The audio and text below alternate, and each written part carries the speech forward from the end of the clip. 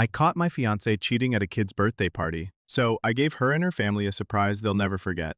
I financially cut them all off, and now I'm being called the villain. Hi, I'm Paul, 33, and I've got a story that honestly sounds like a soap opera. But it's my real life. I'm here not because I want sympathy, but because after everything I've done to protect myself, I'm suddenly being painted as the bad guy. So, tell me, am I? Andrea and I met as teens, high school sweethearts. I was 15, she was 14, and somehow we stuck together. We faced the usual long-distance drama when I moved to study in another city, but we made it work. I'd visit her often, and when I finally graduated and got a stable job back in our hometown, we really began building a life together. Andrea didn't come from much. Her family lived in extreme poverty. I'm talking about a house made of wood and corrugated metal in a rundown part of town. 8 siblings, barely scraping by.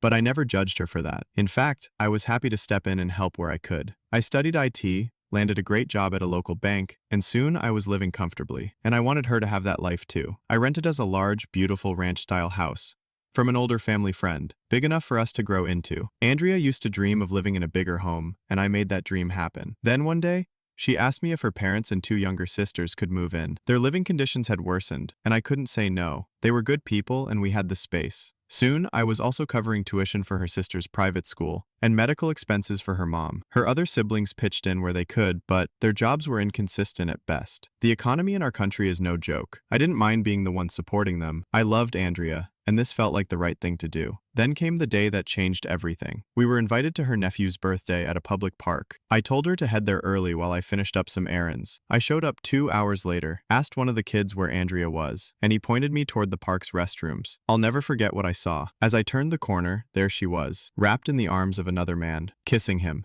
It was so casual, so intimate, so normal for them, like they'd done it 100 times before. She saw me, froze, and in true cheater fashion, blurted out, "This isn't what it looks like." I didn't say a word. I turned and ran to my car. Ironically, a few kids thought I was playing and ran after me, laughing. As I locked the doors, she banged on the windows, screaming. But I was done. I drove straight to my parents' house and locked myself in the guest room, shattered. A week later, I came home to find the entire clan waiting for me. 2 parents, 8 siblings.